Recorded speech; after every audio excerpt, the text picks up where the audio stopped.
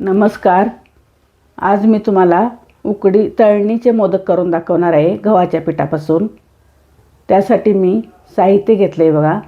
खसखस 1 टेबलस्पून घेतली आहे, ड्रायफ्रूट 2 टेबलस्पून, ओले खोबरे 2 वाटी आणि गूळ 1 वाटी. ह्या पद्धतीने मी सारण तयार करणार आहे. आता सुरुवातीला मी काजू बदामचे 2 चमचे घेतलेले तुकडे थोडंसं तूप घालून भाजून घेते. भाजून घेतल्यामुळे त्याला थोडासा क्रंचीपणा येतो.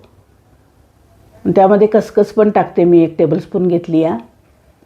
त्याला पण थोडा क्रंचीपणा आला पाहिजे. ते गुळात किंवा सारणात मिक्स करायचं नाही, नंतर टाकायचं. नंतर असं भाजून टाकल्यामुळं त्याला क्रंचीपणा राहतो तसाच, ते मऊ पडत नाहीत. सारणमध्ये तसंच टाकलं तर ते मऊ पडतं. हे काढून घेतलेलं आहे.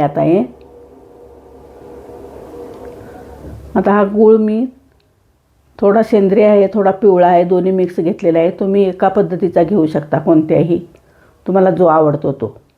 त्यामध्ये मी 1 टीस्पून होईल एवढं तूप घातलेलं आहे.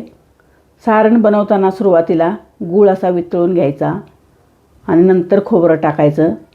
एकदम झटपट सारण बनतं. ह्या पद्धतीने केलं की जास्त वेळ लागत नाही, जास्त कडवायचं नाही, फक्त वितळून घ्यायचा गूळ आणि नंतर त्यामध्ये ओलं खोबरं घालून घ्यायचं. पटदिशी सारण घट्ट होतं, जास्त वेळ अजिबात लागत नाही. गूळ आणि खोबरं एकत्र मिसळून ठेवलं शिजत की गुळाचे खडे लवकर विरघळत नाहीत आणि सारण करायला वेळ लागतो. पाव टीस्पून मीठ घातलं मी. गोड पदार्थाला मिठाची थोडीशी चव असावी. आणि 1 टीस्पून होईल एवढी वेलची पावडर घातली. आणि हे भाजून घेतलेले ड्रायफ्रूट आणि खसखस घालून घेतली मी. आणि एकदम खमंग असं मस्त सारण बनलेलं आहे. हे वास पण छान आलेला आहे. आता हे उतरून मी गार करून ठेवते. आता आवरणासाठी मी घरी दळलेलं गव्हाचं पीठ 2 कप घेत आहे.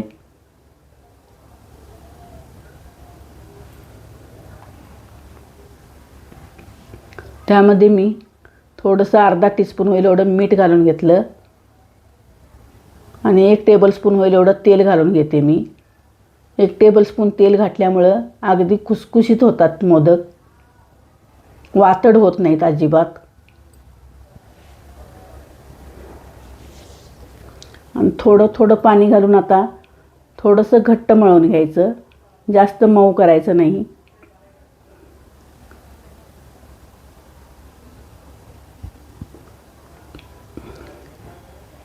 माझ्या रेसिपी तुम्हाला आवडत असल्यास लाईक करा. हाईपचा ऑप्शन आहे, हाईप करा आणि चॅनलला सबस्क्राईब करून ठेवा.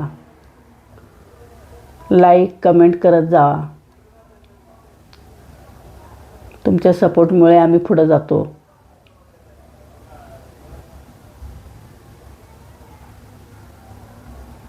आता मळून झालेलं आहे. थोडंसं चांगलं मळून घेते. चांगलं मळून घेतलं की त्याचं काठ फुटत नाहीत.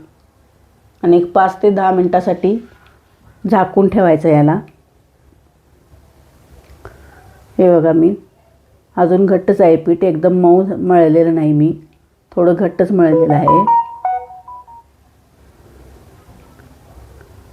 आता त्याचे मी छोटे छोटे गोळे तयार करून घेते.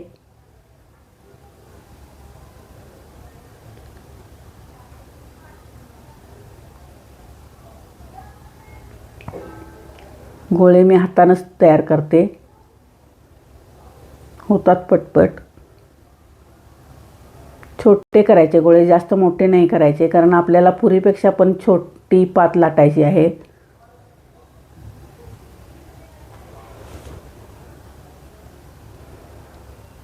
हे बाजूला ठेवून घेते आणि थोडं दाखवते तुम्हाला.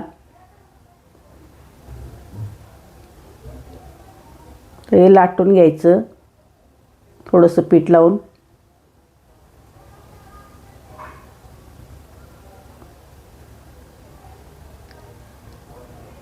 मिडियम करायचं, जास्त पुरे एवढं मोठं नाही करायचं. मोदकला एवढं बास होतं.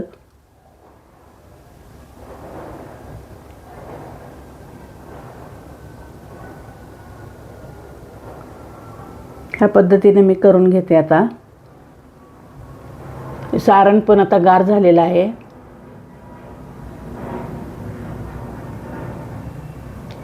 आपल्या आवडीप्रमाणे तुम्ही सारण किती पण घालू शकता. तर मी सारण भरल्यानंतरच त्याला चिमटीनं अशा कळ्या पाडते. बिन सारण भरायच्या आधीसुद्धा अशा कळ्या पाडू शकता तुम्ही.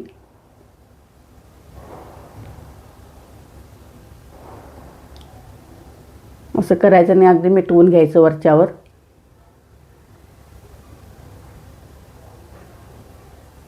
टोक एकदम बारीक करायचं. बघू शकता तुम्ही अगदी छोट्या साईजमध्ये केलेत मी.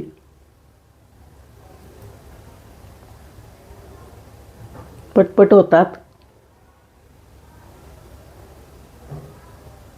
ह्या पद्धतीने तुम्ही सारण भरायच्या आधीसुद्धा कळ्या पाडू शकता.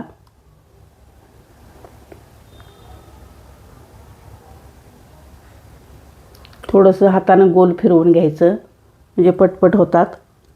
दिसायला चांगले दिसतात. आकार पण छान येतो त्याला.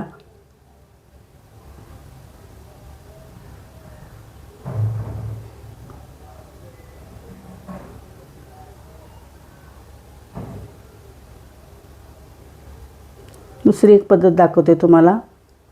अशा चुन्या पाडल्यासारखं करत जायचं. आपल्याला तशा जमत नसतील तर अशा सुद्धा करू शकता तुम्ही. त्यांना सुद्धा पडतात कळ्या. तर ह्या पद्धतीने मी सगळे करून घेणार आहे आता. तर तळून दाखवते तुम्हाला थोडं.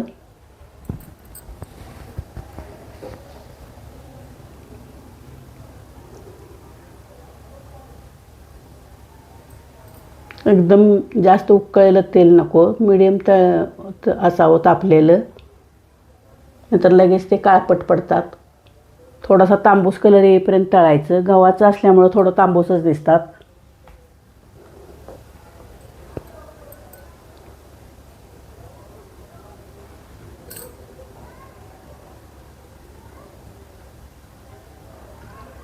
झालेले आहेत आता. हे काढून घेते मी.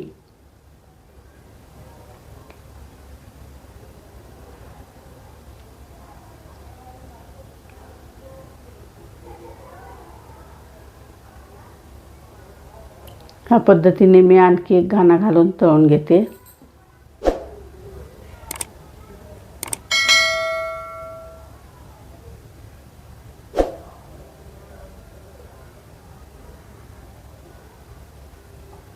एकदम कुसकुशीत झालेले आहेत मोदक. खायला खूप टेस्टी झालेले आहेत.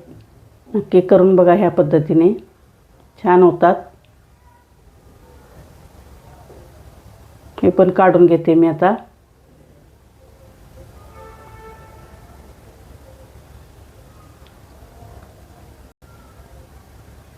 बघू शकता तुम्ही.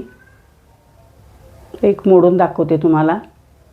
किती कुसकुशीत झालेत बघा. अजिबात वातडपणा नाही त्याला. खायला पण तेवढेच टेस्टी झालेले आहेत. थँक्यू.